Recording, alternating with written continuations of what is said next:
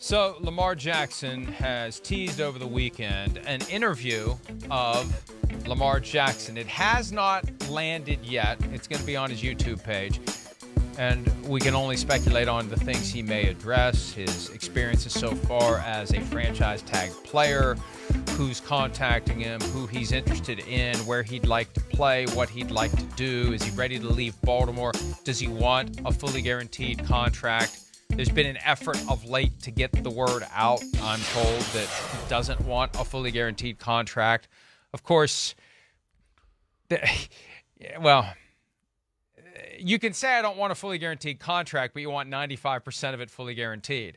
Or I don't want a fully guaranteed contract, but I need $220 million to be fully guaranteed out of a $300 million deal. I mean, so you can seem reasonable, but you still want a hell of a lot. Regardless, it'll be his opportunity to say whatever he wants to say, and we just sit back and absorb it, like we did last week with Aaron Rodgers. It's his chance to speak, and Lamar Jackson and Aaron Rodgers, the two biggest names in football right now, as we wait to see what's going to happen with them. We think we know what's going to happen with Aaron Rodgers. We have no idea what's going to happen with Lamar Jackson, and I don't know whether or not this interview is going to shed any light on it, but obviously it's going to be must-watch whenever it does land, Chris. Well, yeah, one thing is it's a good chance for Lamar to get the word out or maybe control the narrative around him a little bit, his way.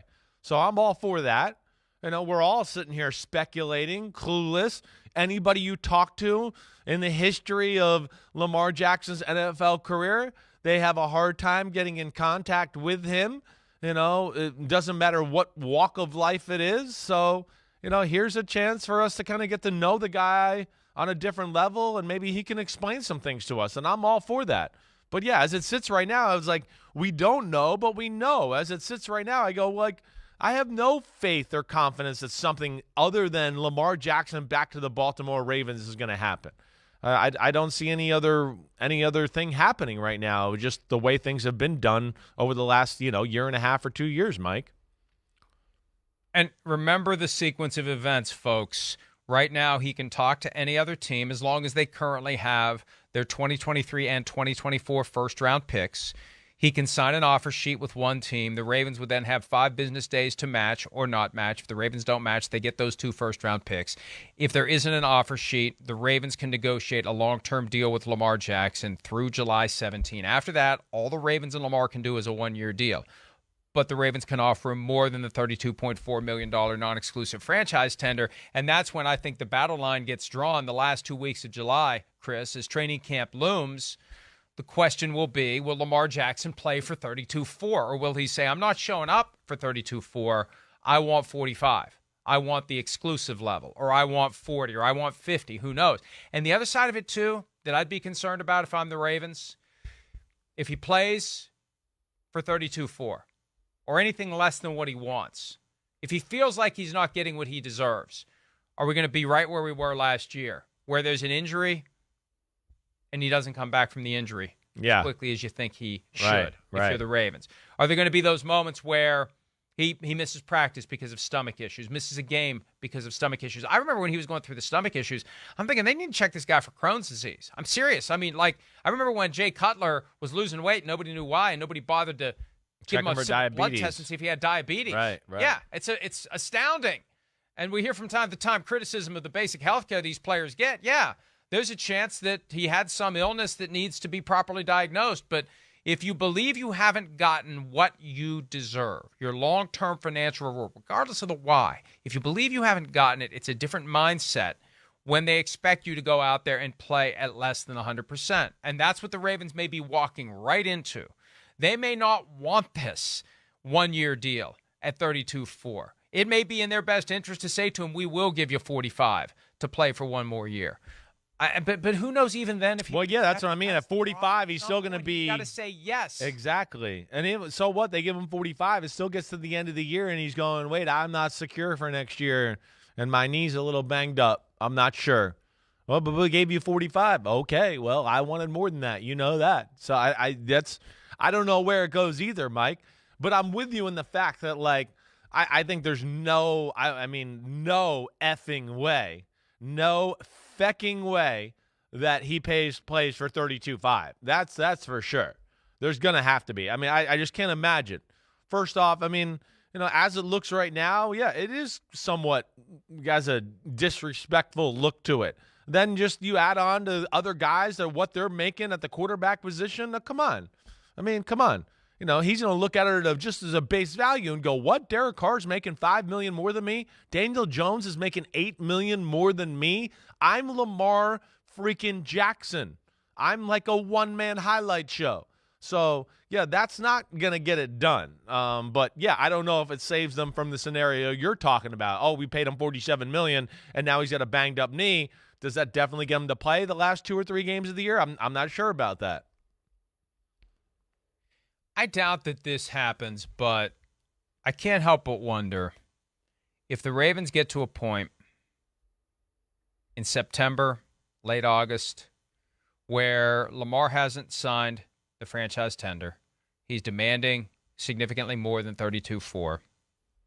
Would the Ravens at some point just rescind the tender and move on?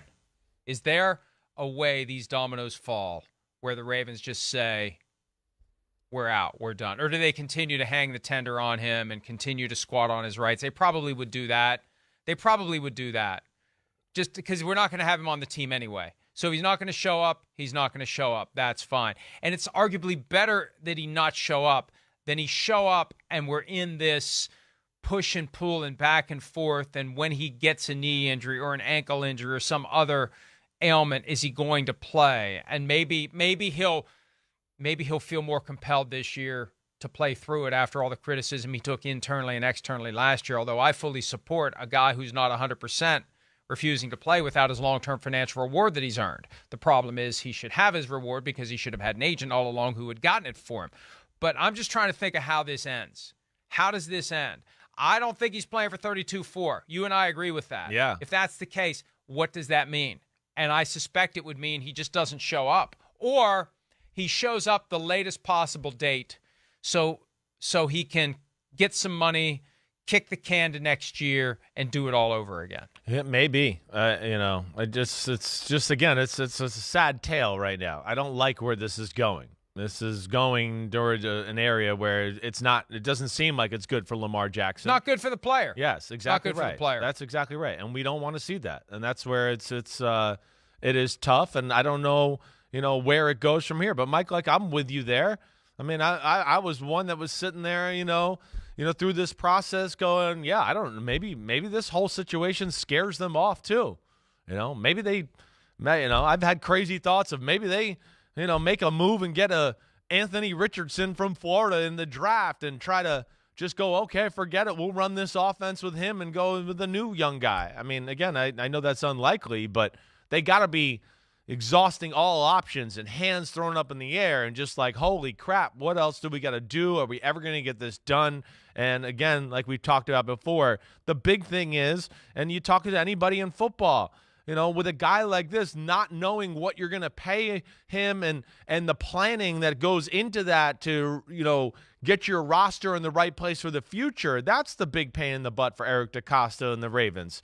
It's hard to make big-time moves when you got a big move over here that you got to allot a ton of cash to that you can't, finagle it or move it around anyway until you got this situation figured out. So that's where it's really tough on the Ravens.